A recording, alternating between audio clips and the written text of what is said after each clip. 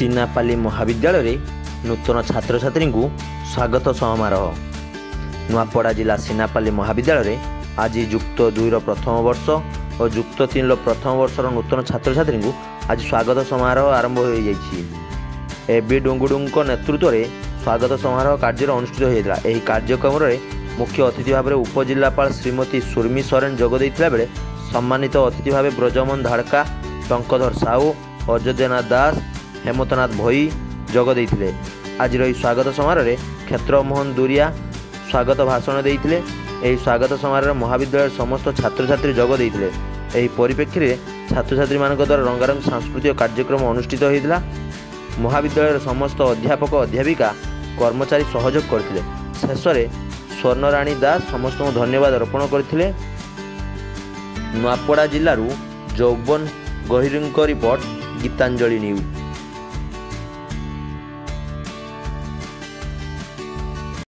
+2 +3 दुईटा डिपार्टमेंट रो welcome ceremony करूछु एवं आमे पिला मानकु वेलकम सेरेमनी रे केमिति कॉलेज रे डिसिप्लिन रे रहिबे, भल भारे पाठ पढ़िबे, सब भल भारे शिक्षा लाभ करिवे एवं तांकर जीवन रे उन्नति करिवे से दिगरे आमे आलोकपात करिथिलु।